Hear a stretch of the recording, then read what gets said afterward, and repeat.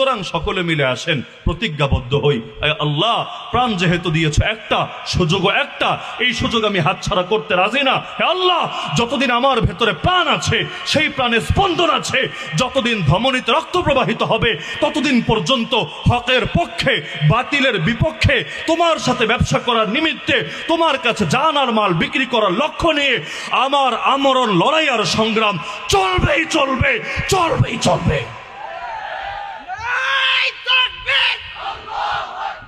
সবাই মিলে যদি একসঙ্গে জাগতে পারেন, ইনশাআল্লাহ সুম্মা ইনশাআল্লাহ আগামীর বাংলাদেশ শীঘ্রই পরিবর্তন হবে। নাস্তিক যদি নাস্তিকতার কথা বলতে ভয় না পায়, হিন্দুত্ববাদী যদি হিন্দুত্ববাদের কথা বলতে ভয় না পায়, সেকুলার যদি সেকুলারিজমের কথা বলতে ভয় না পায়, আরে ভাই তুমি আল্লাহর বান্দা হয়ে, নবীর উম্মত হয়ে, দিলের মধ্যে দ্বীনের জজবা রেখে হক কথা বলতে কোন দুঃখে ভয় পাও? আরে তোমার মরণ ইন্ডিয়ার হাতে না, তোমার মরণ রয়ের হাতে না, তোমার মরণ আমেরিকার হাতে না, তোমার মরণ সিআইএ মোসাদের হাতে না, হায়াত যার হাতে, মওত তার হাতে। সবকিছু যখন আল্লাহর নিয়ন্ত্রণে, বাতিলের সামনে মাথা নত হবে কোন দুঃখে?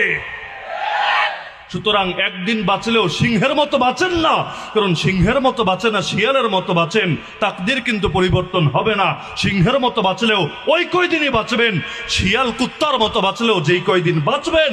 সুতরাং সব যেহেতু নির্ধারিত, মাথা উঁচু করেই বাঁচবই।